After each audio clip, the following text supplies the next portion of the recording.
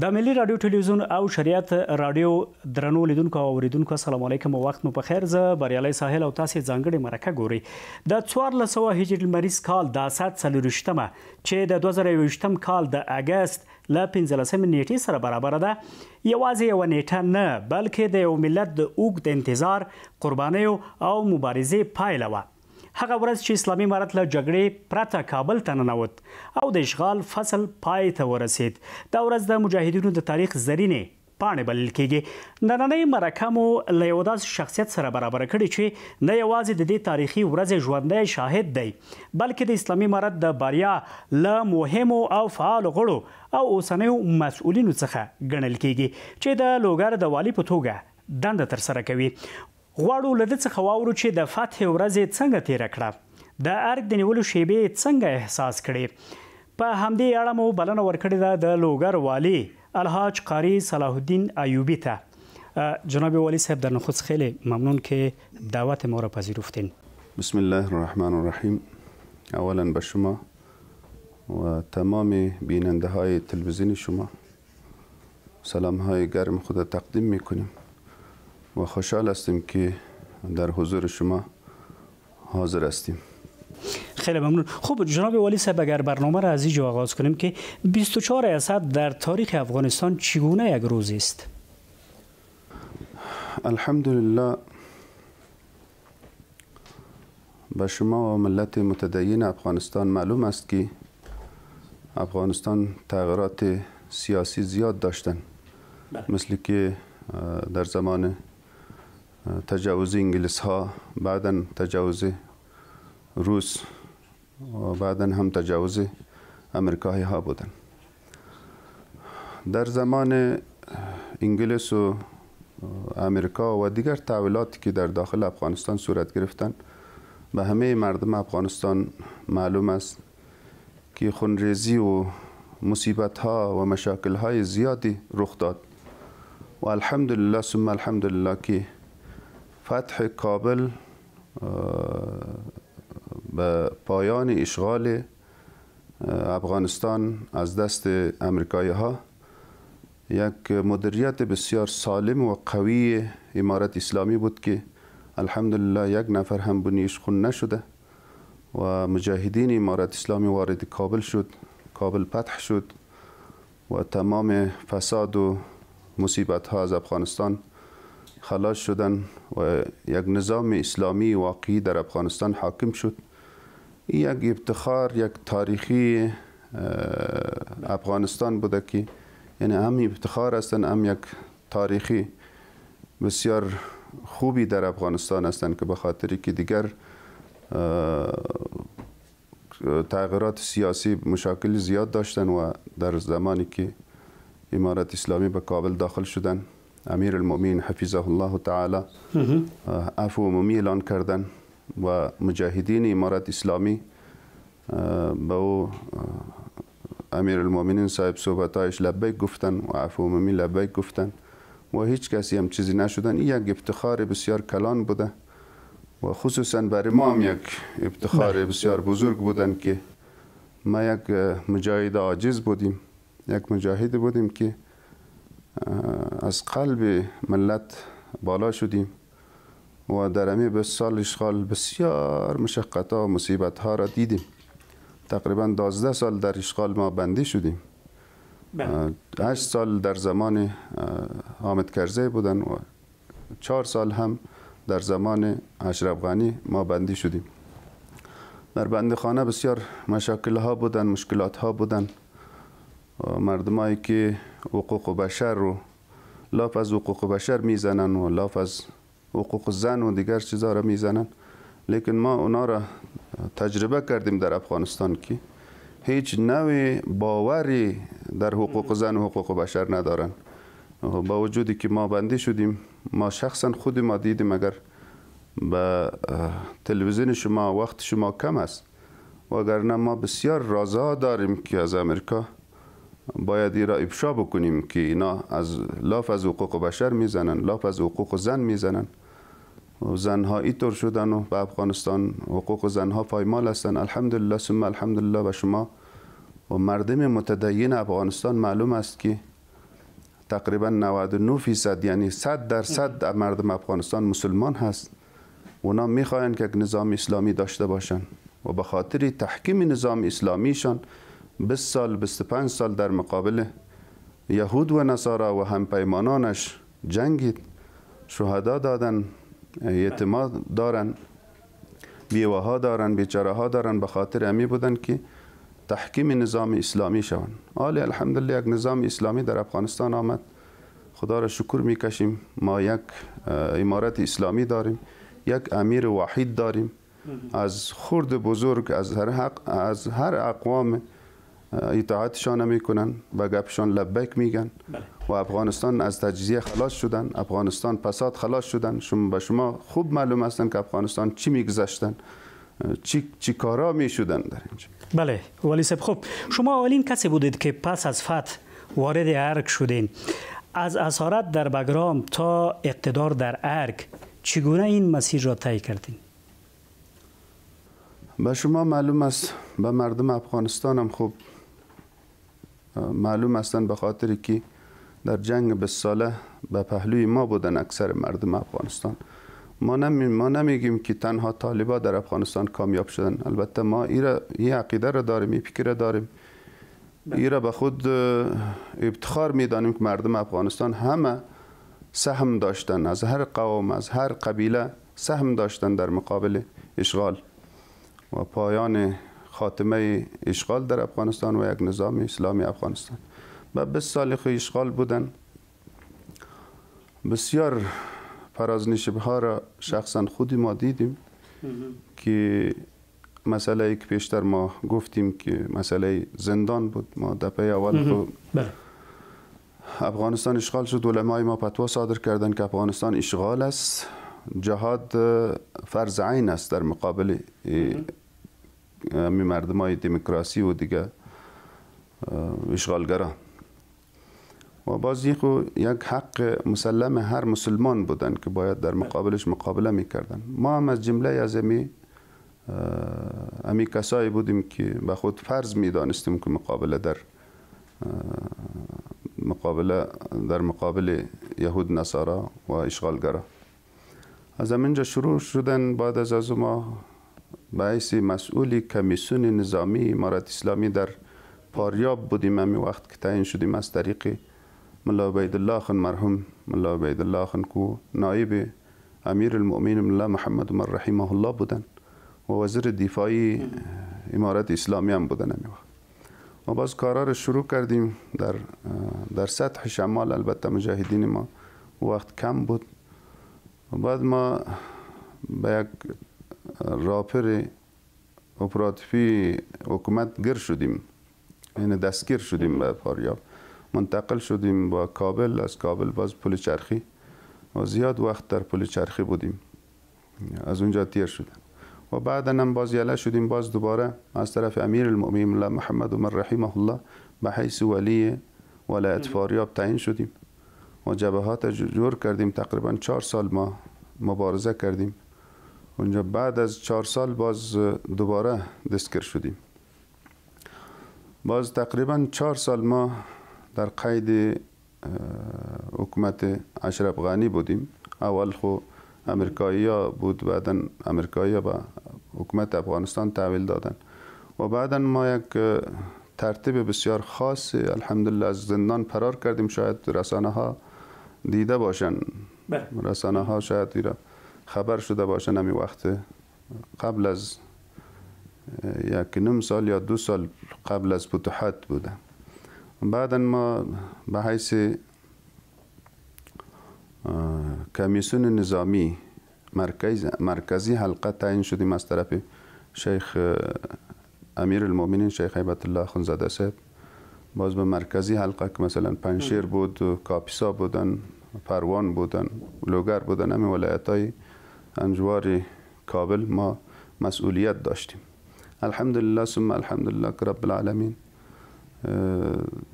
این را نصیب ما کردن که ما یک جای فساد، یک کشوری که به تمام معنا اشغال بودن، تنها اشغال نظامی نبودن، اشغال سیاسی بودن، اشغال اقتصادی بودن، اشغال فرهنگی بودن، از هر طریق اشغال بودن که ما خداوند ما را سبب کردن و مجاهدین ترتیب کردیم مقابل تصرف کردیم. خیلی خوب والی صاحب، خوب شما وقت ارگ فتح کردین و وارد ارگ شدین، چه حسی داشتین؟ الحمدلله یک حسی بودن که ما خو سابقه ای گمان نمی کردیم که ما ارگ فتح بکنیم یا اینکه مسئولیت مرکزی به دست ما باشن، به دوش ما باشن.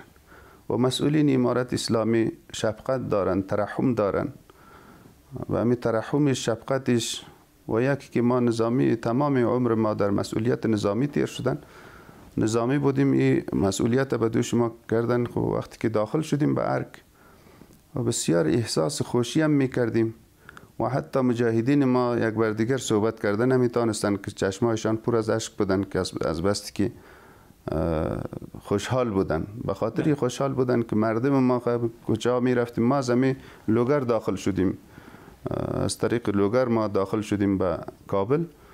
وقتی که می رفتیم ما گمان نمی کردیم که حکومت رفته باشن یا کسی چی. مردم ها بسیار با عادی گشت و گذار می کردن و بسیار استقبال می کردن. بیرون شده الحمدلله گفتن که مجاهدین ها را بوس می کردن، دستاش بوس می کردن. یک عجایب و غرایب بودن برای ما.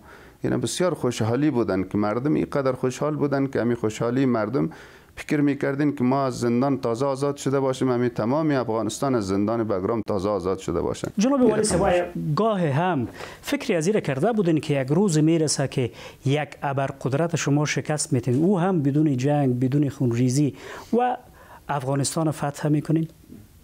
100% فکر داشتیم که کشور افغانستان به شما معلوم است، تاریخ افغانستان شما خوب مطالعه کردین، مردم افغانستان خوب میدانند که بیگانه فرس نیستن مردم افغانستان. بله. اگر هر اول قدرتی که افغانستان آمدن، تمام اقوام افغانستان، اگر شمال جنوب بودن، اگر شرق و غرب بودن، همه‌اش به یک واحد حرکت کردن. در وقت در مقابل روس هم عین شکل بودن، در مقابل انگلیس هم عین شکل بودن و در مقابل امریکا هم عین شکل بودن. ایرا ما باور داشتیم که این اشغال خاتمه پیدا میکنن. اینا شکست خورده بودن، شکست میخوردن و قبل از عمیق تقریبا ما اکثر ولسوالی ها حاکمیت داشتیم و قبل از فتوحات ما حتی کابل چیزش هم مسائل حقوقی باشن یا دیگه چیز باشن می آمدن اینجا پیش ولی صاحبای ما می آمدن. اونا بعض وقت برای ما چی مراجعه میکردن، ما به ولی صاحب مراجعه میکردیم، به محاکم ما مراجعه میکردیم. یعنی ایرا باور داشتیم به خاطر که مردم افغانستان ایمانی قوی دارند، در بسیار سخت شرایطا دشواری را به گردن گرفتن، اما در مقابله کردن. 100% ما ایرا یقین داشتیم که اینا شکست میخورن. یک روز ما حاکم افغانستان میشیم، امارت اسلامی میشن. اما این رقم که شد یک چند روز، ایرا فکرش نداشتیم که ما ایرا مکمل ختم کنیم و یک ما اسلامی دولت و اسلامی حکومت. بسیار خوب. جناب والی صاحب، نخستین تصویری که در ارگ دیدین و مشاهده کردین چی بود؟ نخستین تصویری که در چی دیدیم، همین لنگی اشرف غنی بودن. دیده بودن خیلی طبیعتم خراب شدن و سر میزش همین کتابی که یک نفر به همراه ما بودن همینجا و گفتن که همیشه همین کتاب مطالعه میکردن. نام کتاب یاد ما رفتن. همین را دیدیم که برای رب العالمین بسیار شکرگزارم شدیم و بسیار فکر ما هم چی شدن که یا رب اینا هم که یک روز اینجا حاکم بودن و حاکمیتی که ما مردم میکنیم، رب العالمین تو کمک ما بکن، مردم غم دیده و رنج دیده افغانستان ملهم باشیم، نه به مردم زخمیشان زیادتر زخمی بکنیم. یعنی برای ما یک تجربه بسیار هم شدن، یک تواضع بسیار هم آمد برای ما. یعنی این برای ما خیلی چی بودن که لنگی و همی پوستین و همی چیزایش مانده بودن، همینجا جا جا مانده بودن و کتابش هم همینجا مانده بودن. این برای ما بسیار سخت عجایب تمام شدن. همینجا دیدیم که حتی این که به برادرها سعی کردن نمیتونستیم که از بس که چشمای ما پر از اشک بودن. از کدام مسیر وارد به ارگ شدن و کیها همراهیتون میکرد جناب والی صاحب؟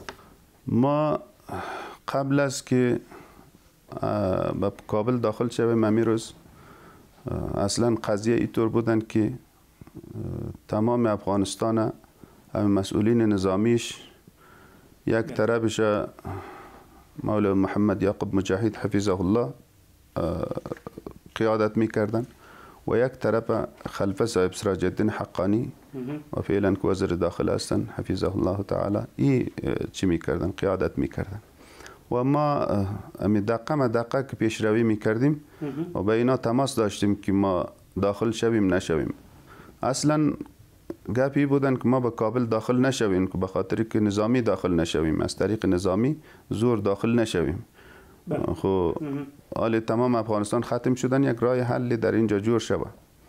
و بعدا ما شنیدیم که مردم ها به امرای ما تماس گرفتن زیاد که اینجا شرکت ها هستن، اینجا سفارت ها هستن، اینجا بانک ها هستن، اینا چور تفاعل میشن و مردم چی هستن، حکومت رفتن، حکومت نیست هیچ جایش.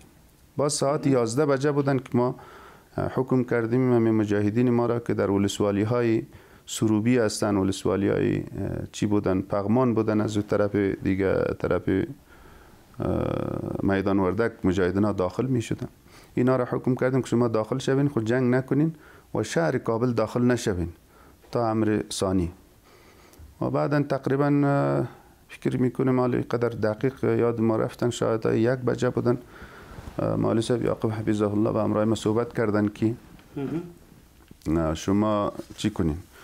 ما گفتیم، ما پیشنهاد کردیم که مشکلات زیاد هستن شهر و هرج مرج زیاد شدن، یا آینده برای ما مردم کدام مشکل ایجاد میکنن، مردم یک تبلیغات نشون که طالبای کار میکنن به نام طالب یعنی از نام مجاهدین سوء استفاده صورت گرفت، سوء استفاده صورت نگیرن، به خاطری که همین داعشی هم بندی بودن، از بندخانه هم خلاص شدن، شکست شد، بگرام هم مجاهدین هم بیرون شده بودن و هر کس سر به خود. بعد از باز برای ما اجازه شدن که ما 500 نفر تحت قیادت مولوی ادریس برا فعلا که قماندان امنیه پکتیکاست و ولی کاپیسا بودن همی وقت، او را گفتیم که او 500 نفر برابر کردن. 500 نفرم قیام صاحب می گفتن، حالا فعلا قماندان امنیه ننگرهار هستن، او ولی فروان بودن، او چی کردن برابر کردن. و 500 نفر هم 700 نفر البته مجاهدین لوگر تحت قیادت مولا محمد علی جان صحبت کردیم، اونا هم آماده شدن. 500 نفر هم مجاهدین میدان وردک بودن، این را ترتیب جور کردیم. 2000 نفر مجاهدین کابل بودن و 500 نفر هم قطه بودن. ما از طریق لوگر وارد کابل شدیم. تقریبا ساعتای 5 بجه بودن، مجاهدین ها را چی دادیم، مجاهدین ها داخل شدن. همین اول مسجد چی که هستن، مسجد خشتی است، پل خشتی، مسجد پل خشتی مجاهدین ها رسیدن. ما با کمربند چی بودیم، همین چهار سیاب، اونا گفتن که مشکل نیستن، باز ما داخل شدیم و داخل هم شدیم که داخل ارک ما تو فکر نمی کردیم کسی نباشن به داخل ارک، ما تو فکر میکردیم در ارک هستن. ما یک واتسابی گروپ جور کرده بودیم که تمام مسئولین و قطعات به او وصل بودن و دقیقه کجا رسیدن چی میکردن او را برای ما گزارش میدادن. چون مخابره، طریق مخابره ما داخل شهر شدیم، مخابره کار نکردن. و بعدا ما به ارک رسیدیم، نماز شام به دروازه ارک خواندیم و بعدا مولا محب الله مخلص رئیس کمیسیون چی بودن، همی چند ولایت که کاپیسا و پکتیکا و خوست همینجا بودن، اینا آمدن. باز چند تا مجاهدین های دیگه هم که از همینجا آمدن فعلا فراموش کردیم. همی مشهورتر چی که همی مولا صاحب مخلص، الحمدلله مخلص که و شهید شدن، الله شهادتشان قبول بکنن و ما وارد ارک شدیم. خیلی خوب. خب جناب والی صاحب، فتح کابل بدون خونریزی چه پیام سیاسی و اخلاقی داره؟ ایره شما میدانین که سابق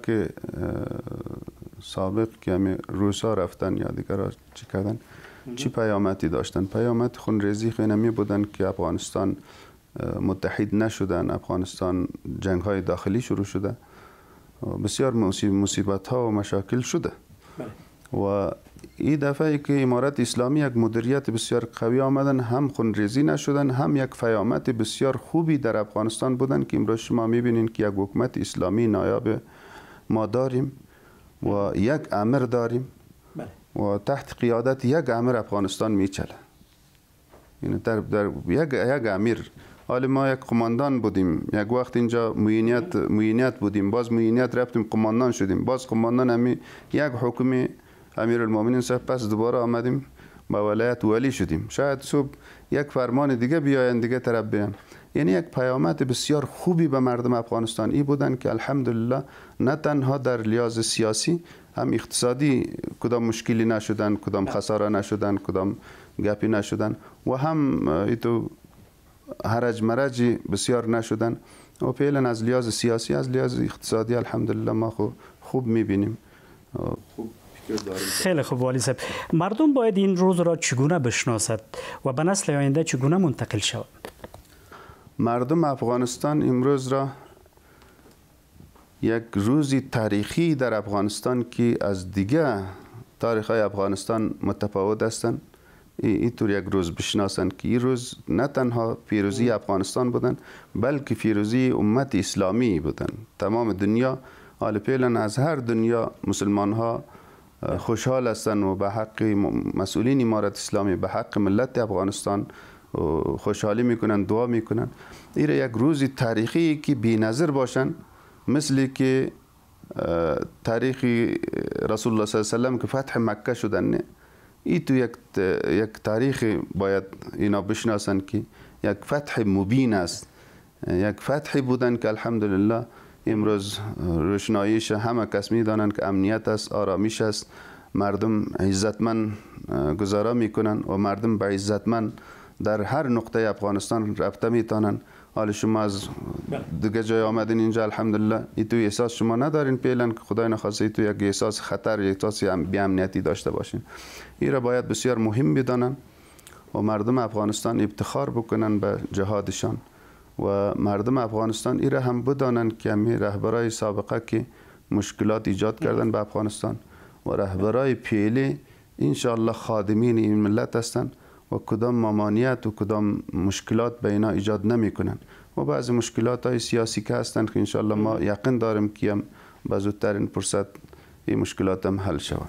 نقش ملت را چگونه میبینین در این به دست آوردن این فتح؟ مردم چی قربانی دادن و نقشش چی بوده؟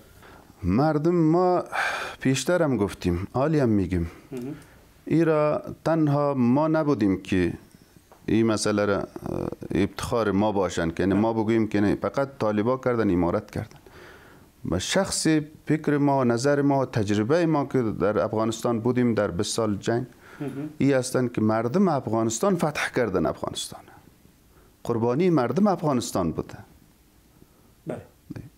به خاطر این که ما جای را دیدیم که تو روزا هم شدن که مردم برای ما جای دادن، لیکن تیارای امریکایی به سر ما بودن.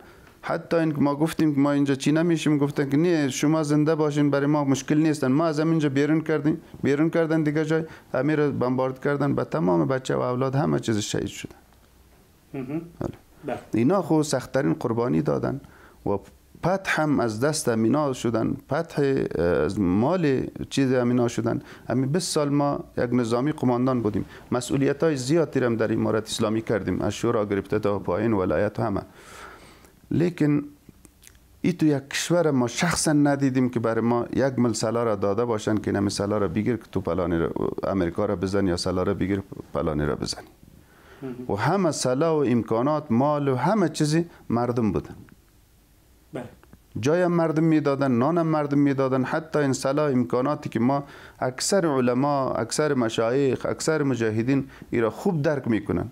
همین قیادتی که ما در تحت قیادت امارت اسلامی جنگ میکردیم و جبهات بسیار کلان جبهات ها بودن که تو روزا هم شدن. شخص قیادت ما 2000-3000 نفر یک حمله جور کردیم، یک جای حمله کردیم.